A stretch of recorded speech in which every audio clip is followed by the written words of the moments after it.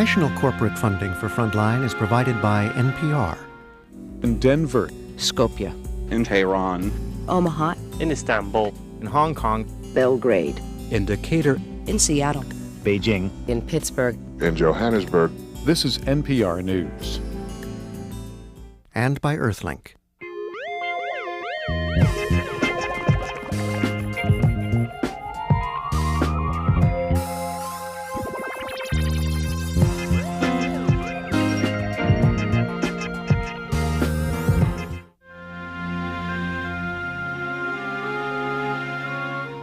Frontline is made possible by the annual financial support of PBS viewers like you. Thank you.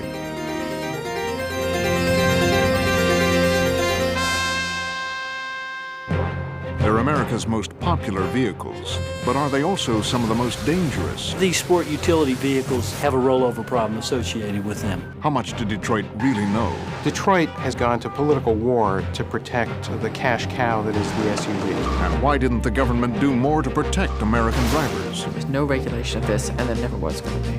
Tonight on Frontline, the hidden history of the SUV.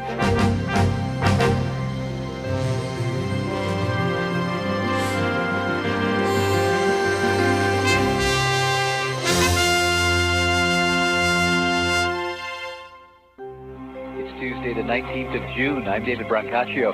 Is the problem Firestone tires or the Ford Explorers? Russia today and announced the recall of more than 6 million tires. The tires are under government investigation in connection with hundreds of light truck and SUV accidents. The chief executive officers of Ford and Firestone brought their charges and countercharges before a congressional panel today. The government is raising the number of...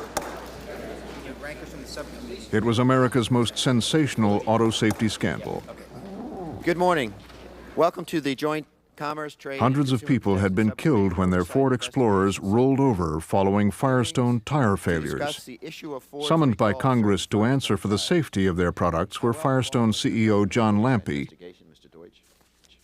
and Ford CEO Jacques Nasser. The tragedy that brings us here today is one of the worst in auto safety history. For Ford, their best-selling Explorer was at stake. For Firestone, perhaps the very survival of the company. Each company blamed the other for the deaths.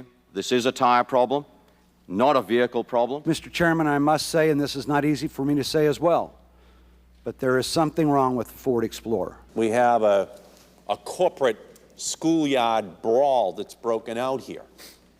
We have two corporations, each of which has leveled a blistering, scalding indictment of the other company.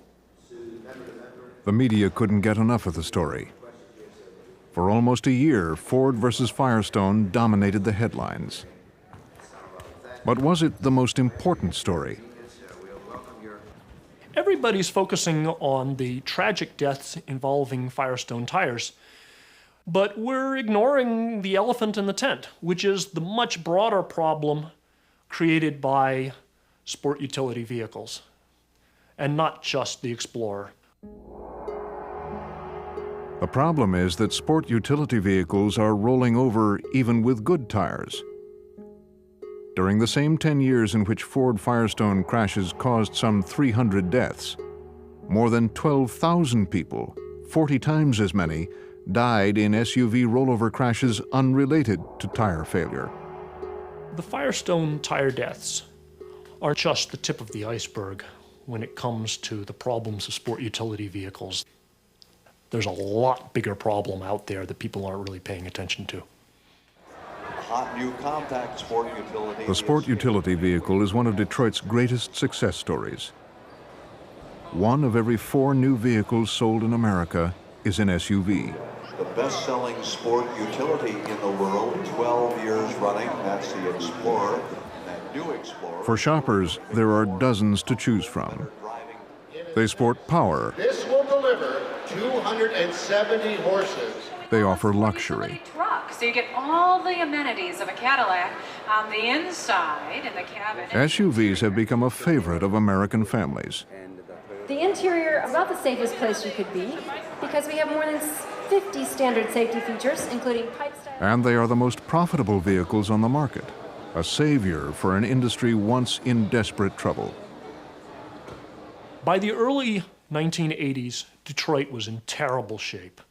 The automakers were laying off not just tens, but hundreds of thousands of workers. Their market share was plunging because of Japanese competition. High gasoline prices had wrecked demand for their biggest and most profitable models, and very stringent government regulations were keeping them from making the real gas guzzlers by requiring them to meet very high fuel economy standards for cars. But Detroit found the solution, a way around the new fuel requirements. One class of vehicles, light trucks, was treated more leniently. The bright idea that people at American Motors and Chrysler had was to start building more vehicles that could be classified as light trucks. What did they do? They took the steel underbodies of the pickup trucks and they simply lowered onto them different passenger compartments and bolted them on.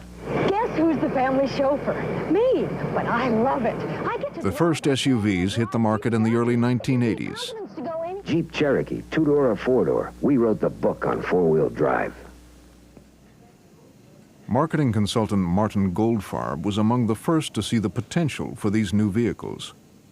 These vehicles really said, America, we're risk takers. America, we're rugged. America could take the world on.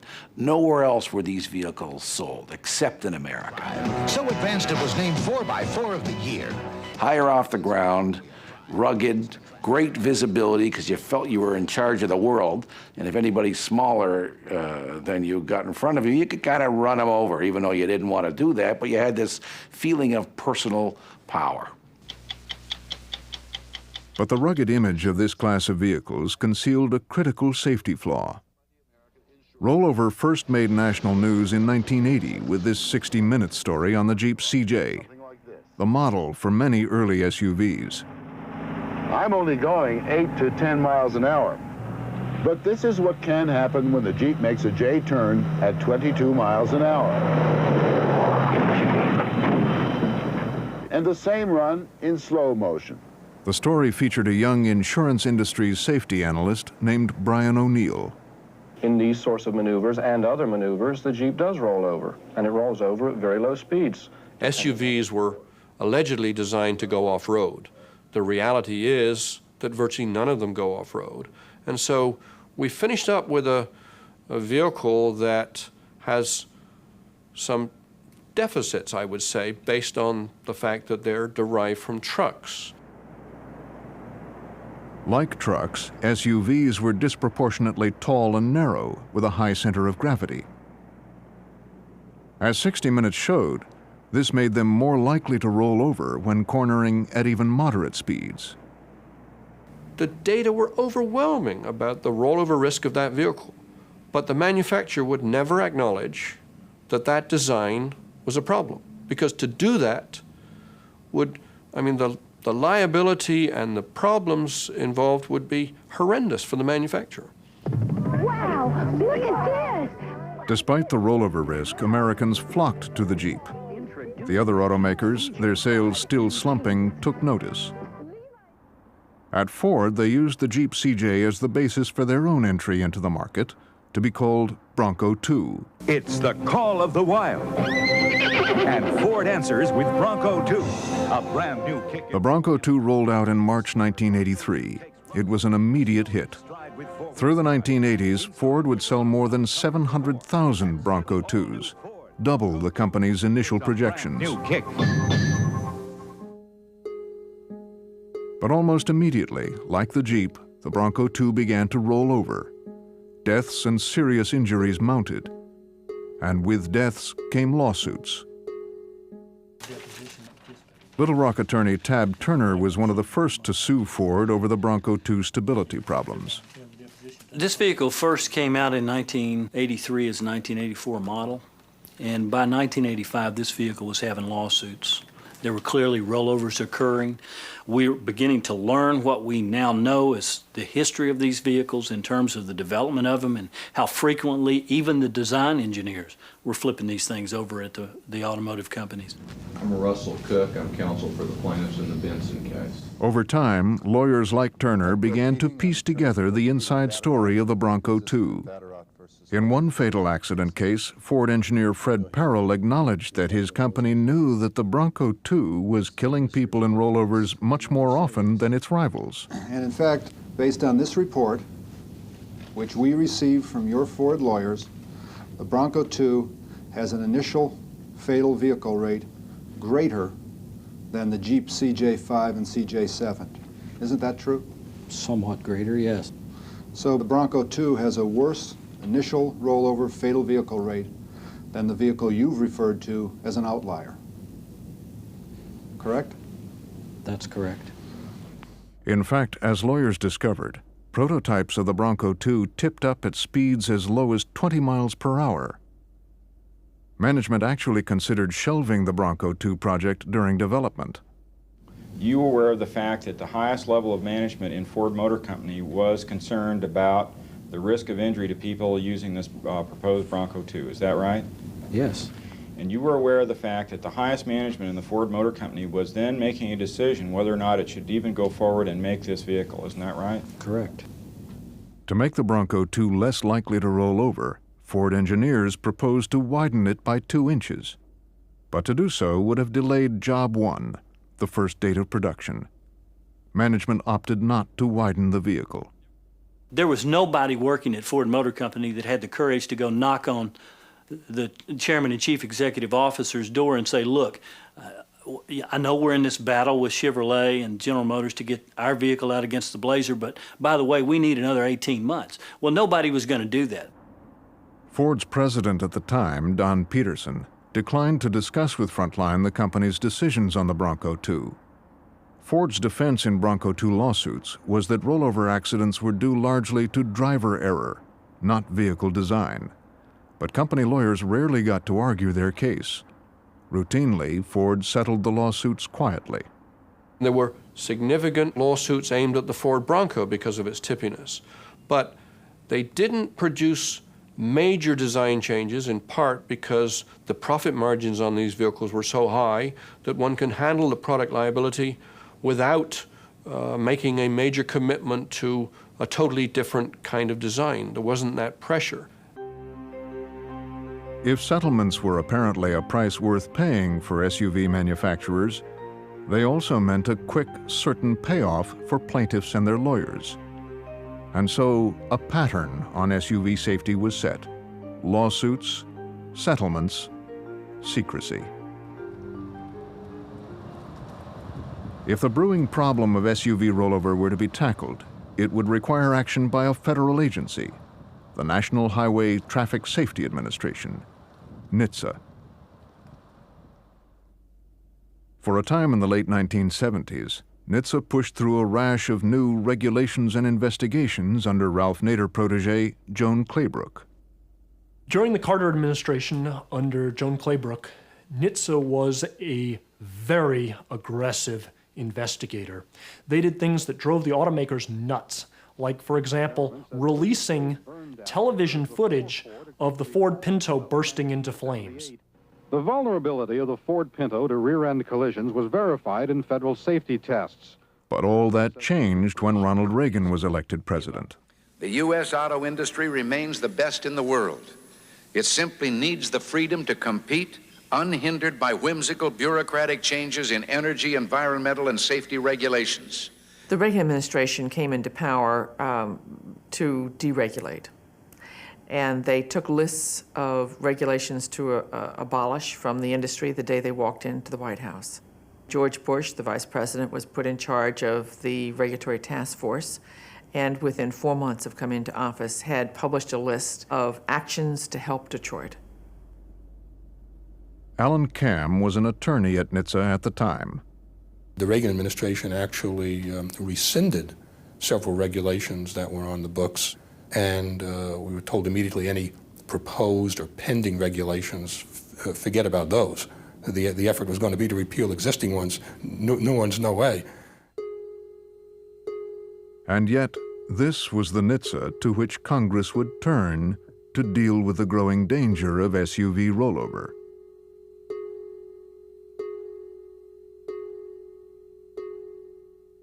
In 1986, Democrat Tim Wirth, chair of the House subcommittee overseeing NHTSA, petitioned the agency to force changes in the basic design of SUVs. By law, the public safety is NHTSA's only purpose. Petitions rarely come from members of Congress, especially from one as powerful as Congressman Worth was at that time. So yes, it was a big event, and yes, it was seriously addressed. Worth was spurred to act after the release of a controversial report, funded in part by trial lawyers. Using a mathematical formula called static stability factor, the researchers purported to show a link between a vehicle's dimensions and its stability. NHTSA engineer Anna Harwin was assigned to study the matter by her superior, Keith Brewer. She analyzed rollover crash data of the early SUVs. Vehicles that were narrow, taller, rolled over substantially more often than those vehicles that were not.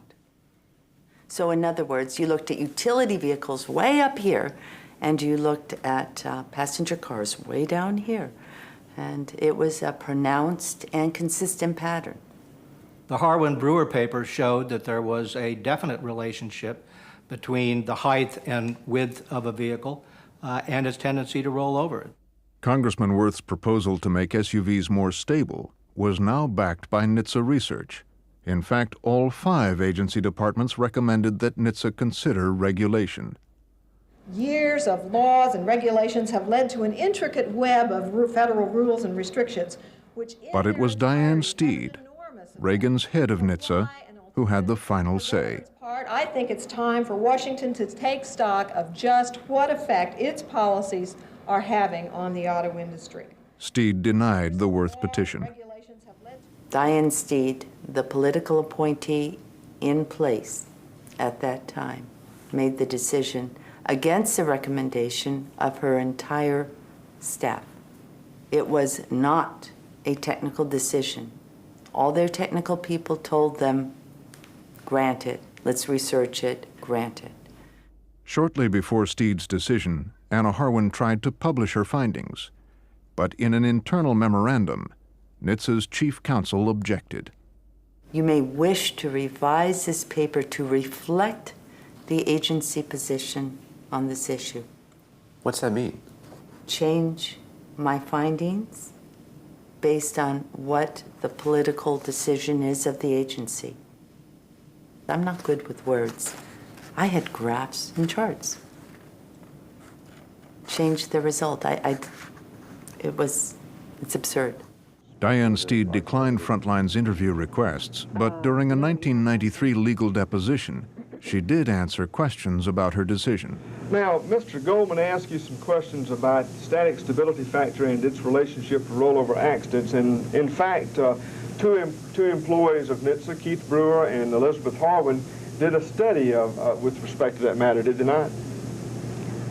I don't recall specifically. You don't recall the Brewer-Harwin study? I remember the term. I really don't know what it was about. Do you recall? But later, Steed explained that she had denied the Worth petition because she doubted the science on which it was based. You didn't think that static stability factor alone should form a rollover standard in and of itself. Is that a fair statement? If you're referring to T over 2H, the formula, which I think was Mr. Worth's formula, we did not figure that was sufficient, no. Steed's decision preserved the basic design of the SUV and helped set NHTSA's future course on rollover. The agency would never issue a broad regulation affecting the stability of all SUVs. We should have introduced a minimum stability standard based on vehicles' characteristics as proposed at the time, but the government decided not to. Their conclusion was that it would eliminate certain kinds of vehicles. Well, good. It would have eliminated certain kinds of unstable vehicles.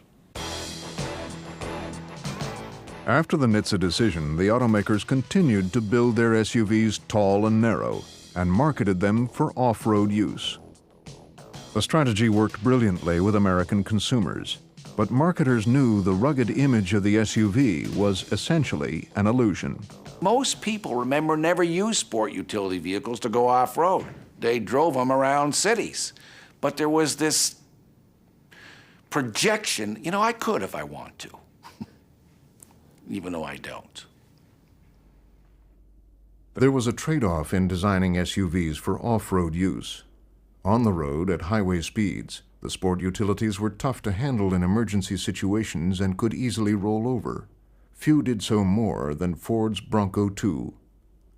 By 1989, the Bronco II had become the primary target of safety advocates and trial lawyers who approached NHTSA again, this time not for broad regulation of SUVs, but for a recall of this one model.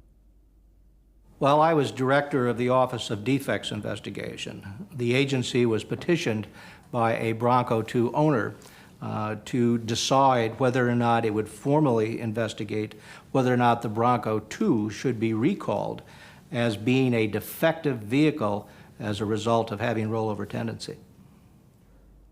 According to federal crash statistics, the Bronco II was one of the 3 most deadly SUVs then on the road. The Insurance Institute for Highway Safety rated it the most deadly. Some within NHTSA supported the recall. The Bronco II, as I recall, had a greater propensity to roll over than any of the other SUVs that we looked at, and if we were to ever find an SUV to contain a safety-related defect by virtue of its rollover propensity, it would have been the Bronco II. The Bronco II may have been dangerous, but NHTSA decided that under its rules it was not dangerous enough to recall. In order to find a safety-related defect, the agency must find, the data must show, that this vehicle distinguished itself from the other members of its class in some way that was describable as a safety-related defect. The agency could not do that in the case of the Bronco II, and the petition was denied. Then the Bronco II was a good car? Certainly not. It was not a good car, and that is not what the agency finds when it does this sort of thing. I disagree with Mike Brantley's interpretation. He says that if it doesn't stand out as different, then there's some comparability with other vehicles, then you can't find it defective. I disagree with that. I think if a vehicle has a propensity to roll over and is killing people in significant numbers, unlike most of the vehicles on the road, then you can say this vehicle's defective, and maybe 3 or 4 others are defective as well. The chief of NHTSA at the time, Bush appointee General Jerry Curry, cheered his agency's Bronco II decision as a victory for consumer choice. I have an SUV because I live on a mountain, and I like to go off-road where I live. And I think people like me want that kind of vehicle. Should I have the right to buy that vehicle? Absolutely. Should the manufacturers then make that kind of vehicle? Yes.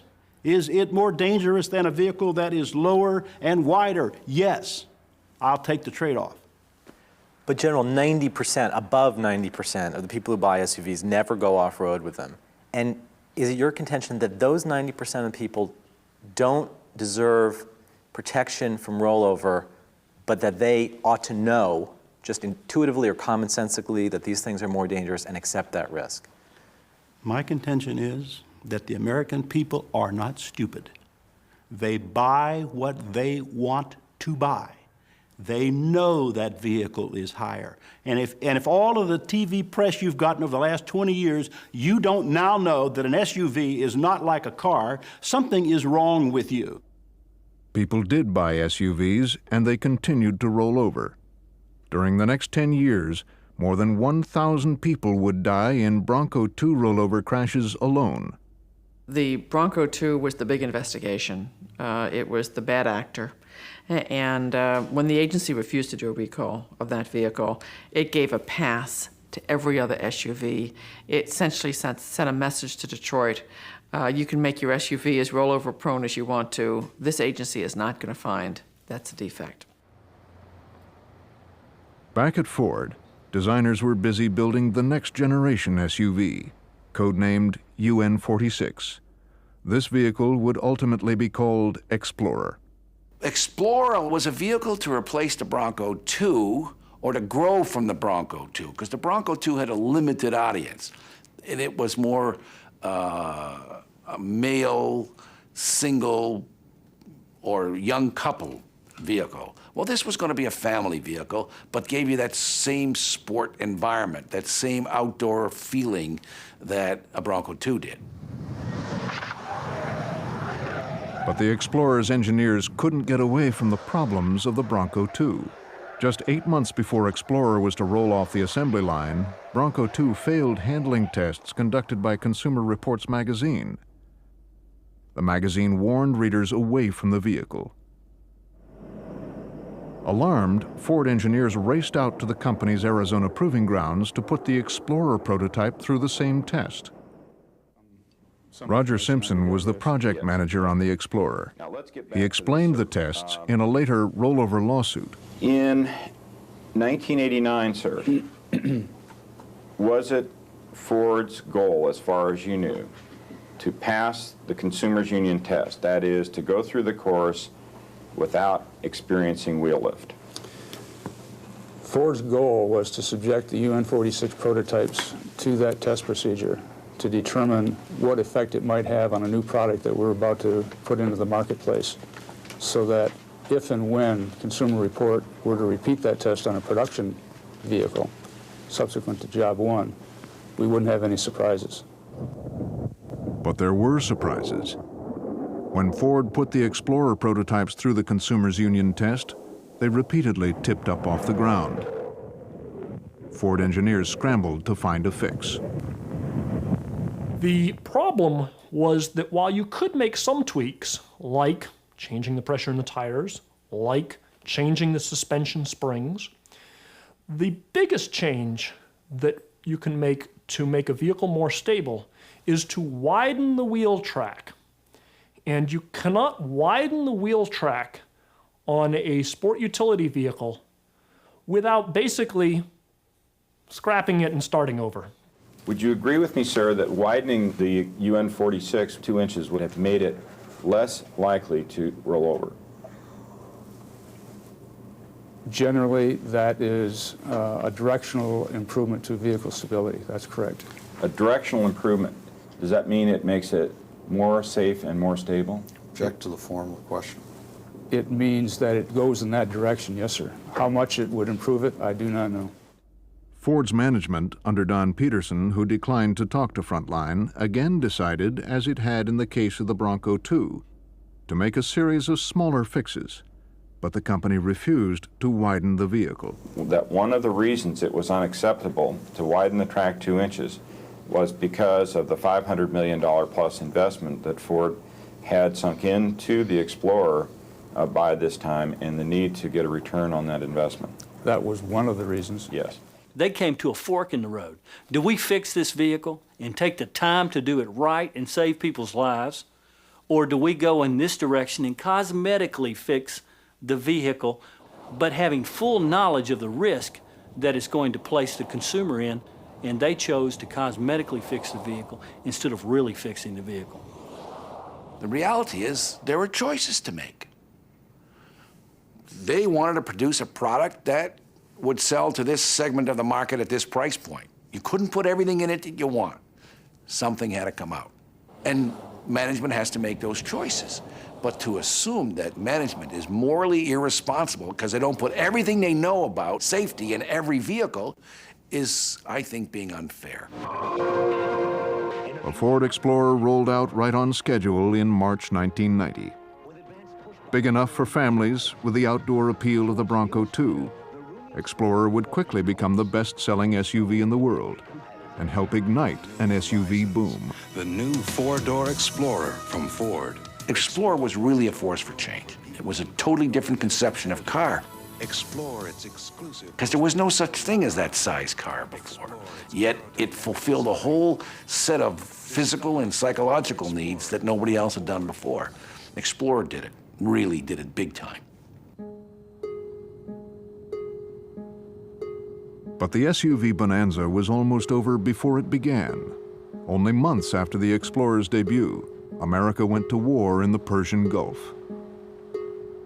This will not stand. This will not stand, this aggression against Kuwait. Suddenly, the issue of America's dependence on foreign oil was front and center. When Saddam Hussein's tanks crossed the Kuwaiti border, He woke America from her long slumber. No one should any longer entertain any thoughts that our dependence on foreign oil is cost-free. Senator Richard Bryan of Nevada proposed to raise gas mileage requirements, called CAFE, 40% by the year 2001, and include the new class of SUVs. The Bryan bill drew support from both Democrats and Republicans. It made so much sense. From my perspective, it was a win-win-win. It was a win in terms of energy independence and national security, in terms of the environment, and it also saved motorists potentially hundreds of dollars a year on their gasoline bills. The Bryan bill would have made gas-guzzling sport utilities an expensive liability for automakers, delivering what might have been a fatal blow to Detroit's most promising new market. The auto industry reacted to the Bryan bill as if Godzilla had come down to eat Detroit. They went utterly ballistic. They sent armies of lobbyists to the Hill. They sent out massive mailings to all of the auto dealers, and they literally stopped the production line at auto companies and gave an extra coffee break. If you would go and call your senator, here's the phone. As NHTSA administrator, it would be up to Jerry Curry to enforce the new, tougher fuel efficiency standards. But Curry believed the only way to meet the new rules would be to make cars smaller, and therefore less safe. There's only two questions you ask. Are you saving lives or are you preventing serious injuries? I said, does CAFE save lives, prevent serious injuries? My engineers all stood up and they said, absolutely not. They said, we're killing people with CAFE. It says, this kills people on the highways. And I said, you mean I'm responsible for killing Americans and the Americans don't even know that I'm doing this because the Congress told me? And they said, yes, that's right. And I said, well, the American people are going to know if I can inform them. Curry decided to use his agency to fight the Bryan bill. He commandeered an ongoing series of NHTSA tests, ordering crashes between one of the largest cars and two of the smallest. I was trying to give a message to the American people, and the message is if you crash a big car into a little car, the folks in the little car suffer. That was the message I was trying. Curry released the video with this narration track. Any government fuel conservation legislation that forces a significant reduction in car size can be expected to increase the number of deaths and cause injuries. The narration specifically attacked the Bryan bill. These two crashes graphically illustrate that the laws of physics cannot be set aside by well-intentioned but ill-advised legislation. What happens when cars are made smaller? Draw your own conclusions. Would it have been unusual to have a narration track put on a crash test like this? I don't know if it probably was unusual to do it. I think it was a great idea to do it. I liked it. I thought it was the right thing. I thought the message ought to go out, and I thought that would help the message. So the answer is I'm in favor of it, whether it's the thing that's normally done or not. It's a good idea. NHTSA crash tests don't have narration. So this was an advocacy. They turned this technical crash test into an advocacy piece. But they did something that's even worse, which is that they gave it to a lobby group to use to lobby against a bill in the Congress. That group was called the Coalition for Vehicle Choice. It was funded by the auto industry and headed up by Curry's predecessor as NHTSA administrator, Diane Steed. The Coalition for Vehicle Choice was formed to oppose the fuel economy regulations or the fuel economy proposals that are currently being considered in Congress. Curry denies having provided the footage to the coalition. Nevertheless, shortly after the release of the crash test video, the group was making use of the graphic imagery in a national ad campaign attacking the Bryan bill. While smaller cars can save gas, U.S. government safety experts say they could cost you something far more precious. Fuel economy is important, but safety is vital. It is deplorable public policy, and it is politics at its worst. To set up a test to frighten the public that automobiles, if this legislation were enacted, would not be safe. That's wrong, and that's clearly an abuse of the agency. We have to decide in our mind how safe a car do you want versus how fuel efficient a car do you want. Using the safety argument, Michigan Democrat Donald Riegel led a successful filibuster killing the Bryan bill. Thank the chair and yield the floor. That new Explorer is really terrific. With the threat of regulation passed and with gas prices down, consumers flocked to the SUV during the decade of the 90s. Bigger was once again better. It's a little too much car for me. Out rolled such heavyweights as the Cadillac Escalade, the GMC Denali, and Lincoln Navigator.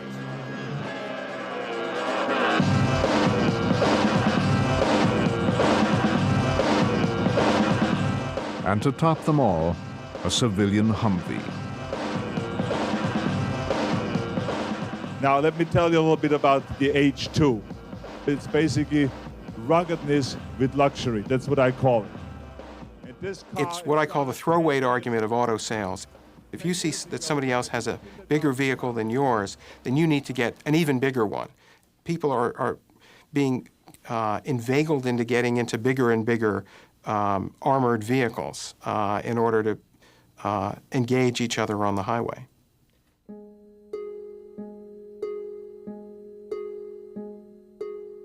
In fact, the growing size of SUVs has dealt a grim twist to the safety argument used to defeat the Bryan bill. People were dying, not because car makers were forced to build smaller vehicles, but because they had built them larger and larger.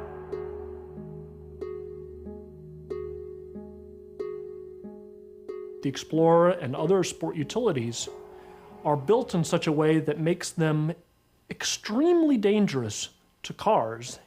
In fact, a federal study found that the Explorer is 16 times as likely as the typical family car to kill the other driver in a crash.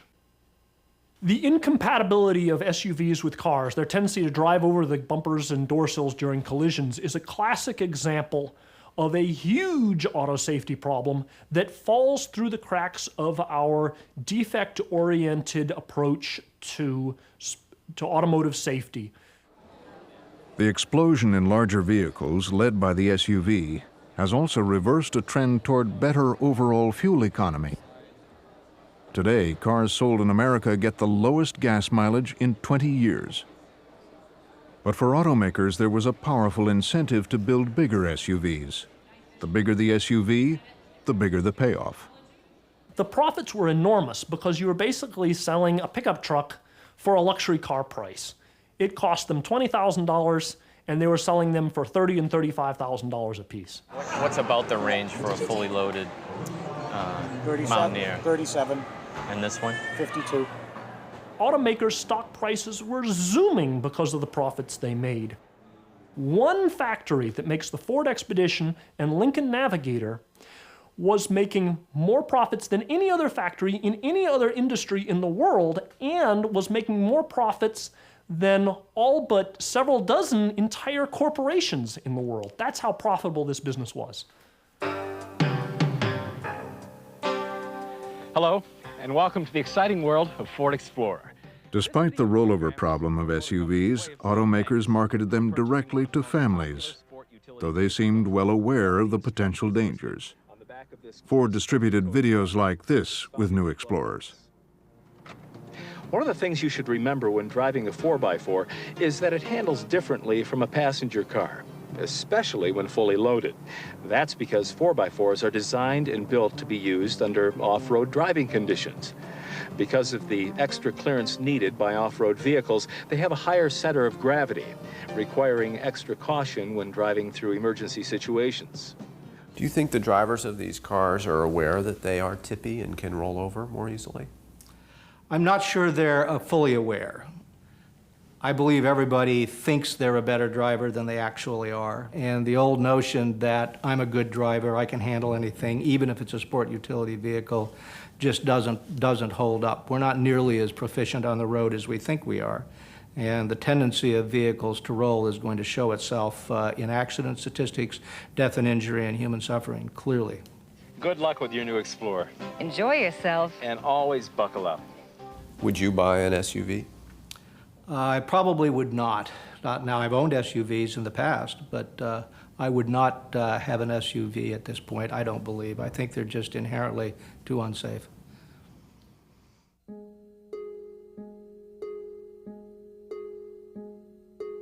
As sales of SUVs rocketed through the decade of the 90s, death by SUV rollover marched steadily upward, from 700 a year at the beginning of the decade to nearly 2,000 a year by the end, just as overall highway fatalities were on the decline.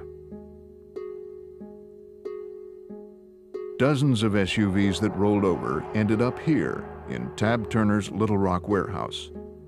Now they are evidence in lawsuits against automakers. With a Chevy S10 Blazer, or a Nissan Pathfinder, or a Mitsubishi Montero, or a Kia Sportage, every one of these vehicles have a rollover problem associated with them. For 2 decades, Turner and other plaintiff lawyers had sued the automakers over the stability of their SUVs, but were frustrated by the results.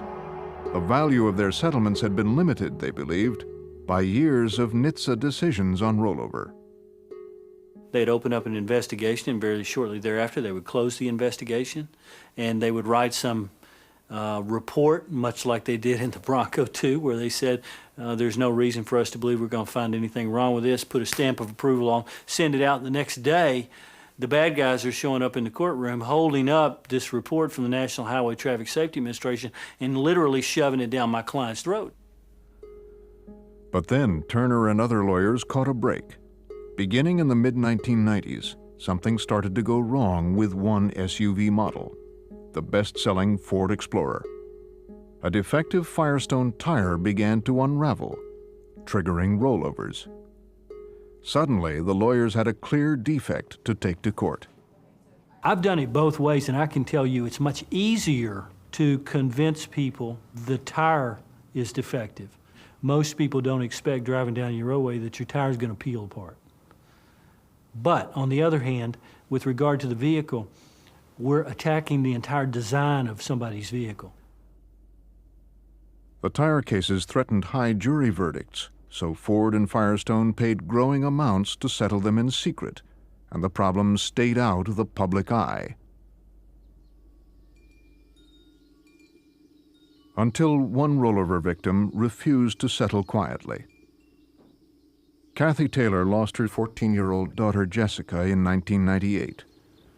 On the way to a homecoming game, the Ford Explorer Jessica was riding in rolled over on a Texas highway after its Firestone tire failed.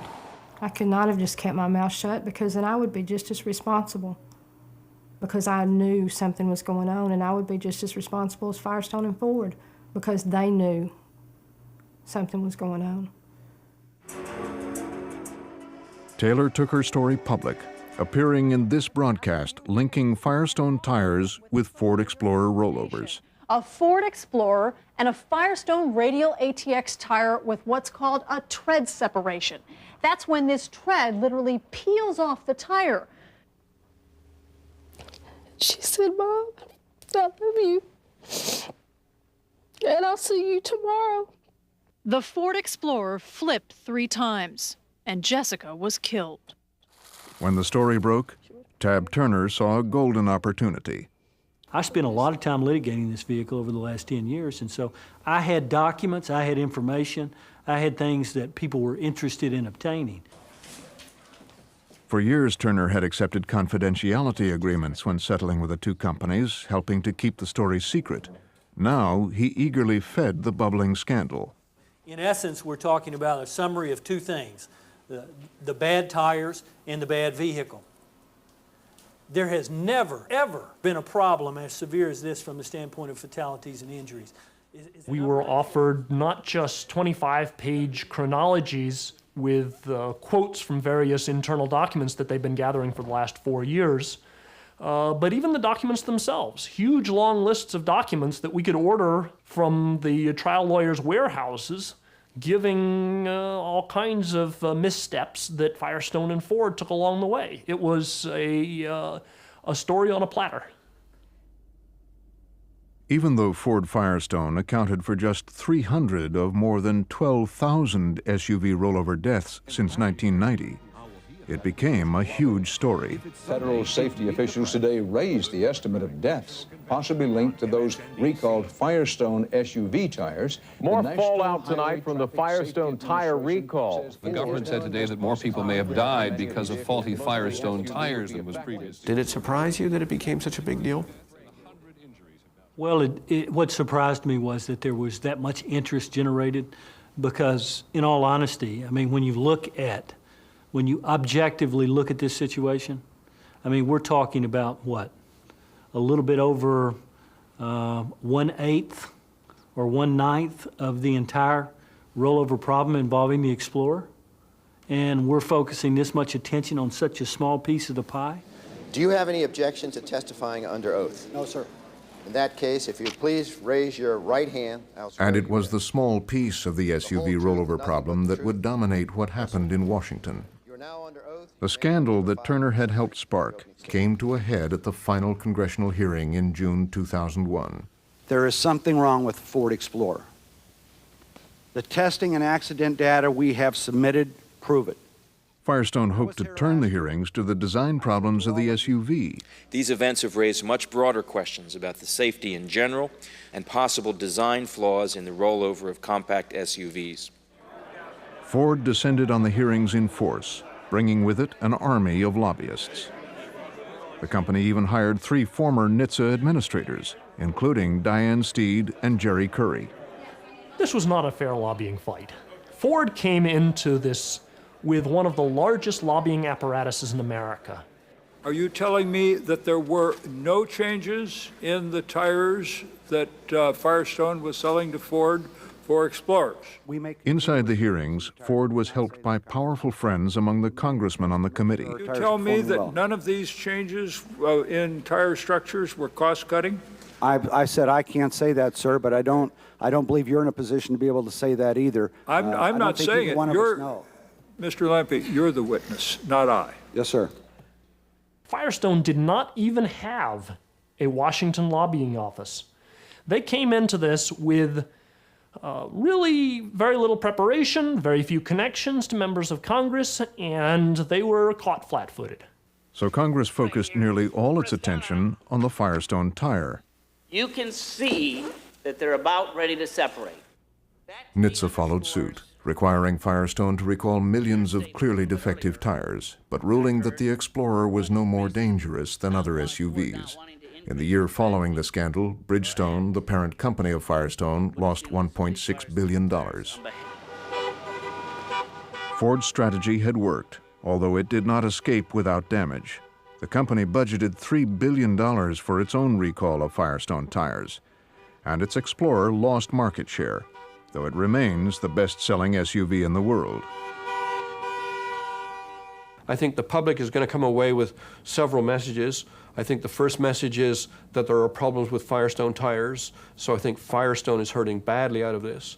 The second message is that Ford Explorers seem to have a problem, and therefore the Explorer name is going to be hurt by this.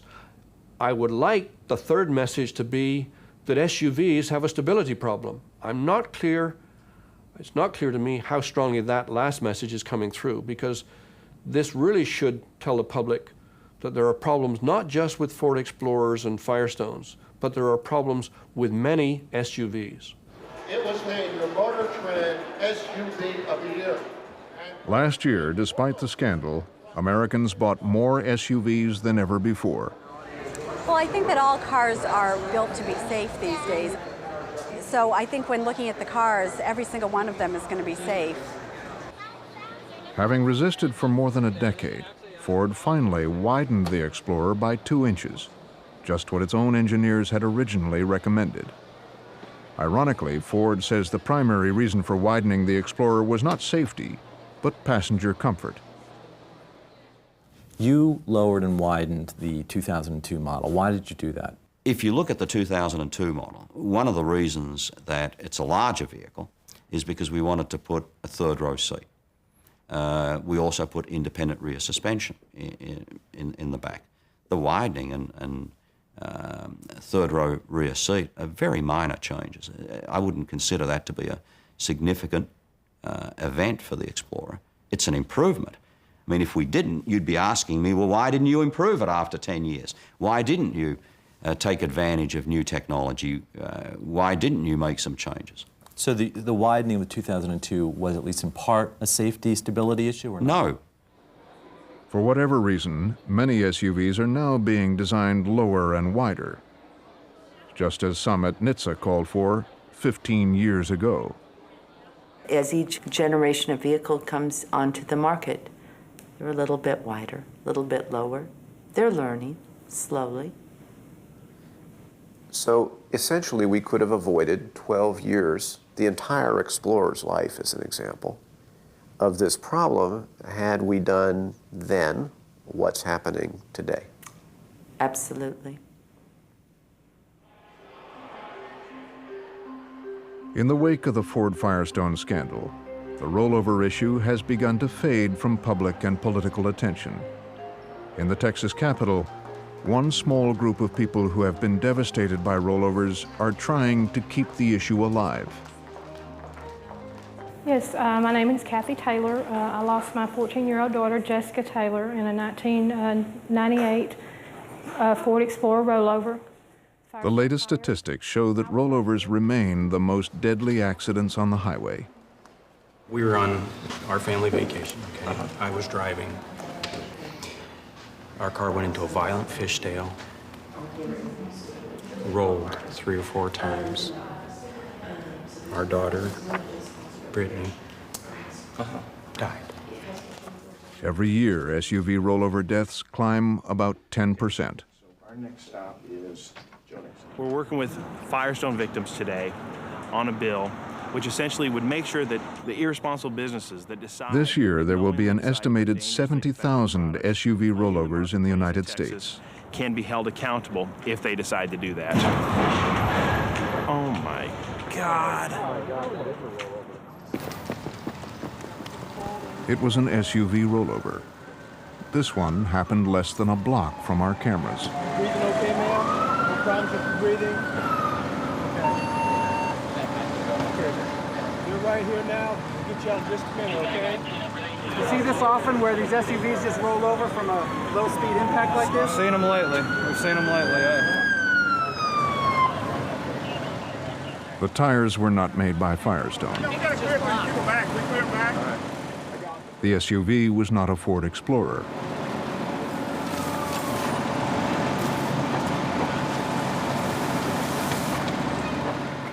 This driver would survive, but in the coming year, a projected 2,000 people will die in SUV rollovers.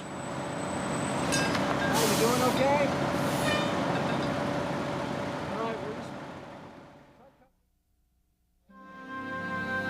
Now a program update. In last month's program, An Ordinary Crime, we left Terrence Garner in prison, facing 35 years for a crime he insists he didn't commit. His appeal for a new trial had been rejected at the highest level of the North Carolina courts. I was lost, after they told me I won't go get a new trial, I won't go be free of all charges. I didn't know what to do. We all went, we all got disappointed. His family had given up hope. Waiting for a turn. The judge was convinced of his guilt. Did you ever have second thoughts? No, absolutely not. Never. But 3 weeks after the broadcast, on February 5th, Terrence Garner was set free. Over 5,000 viewers had written letters to Terrence, his family, and to North Carolina officials. The judge agreed to recuse himself, and a motion for a new trial was granted. On Monday, February 11th, he started his first day in college on a full scholarship.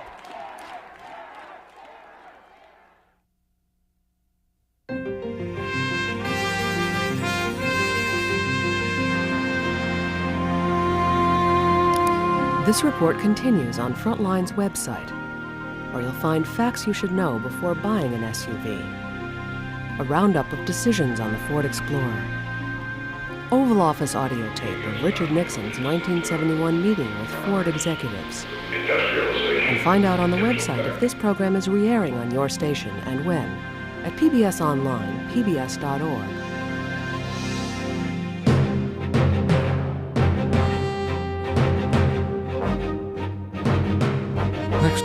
Frontline, there once was a monster in Hollywood who gobbled up the movie studios, the theaters, and even the TV networks.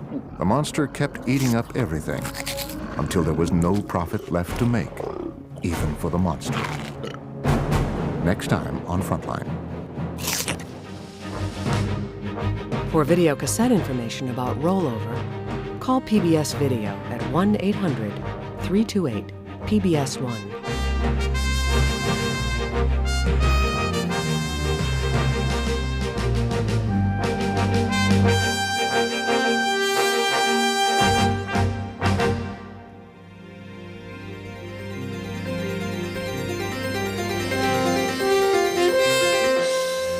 National corporate funding for Frontline is provided by Earthlink.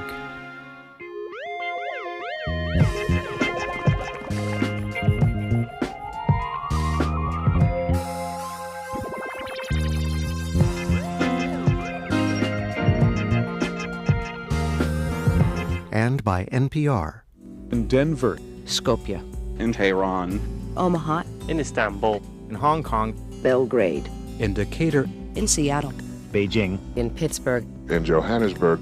This is NPR News. Frontline is made possible by the annual financial support of PBS viewers like you. Thank you.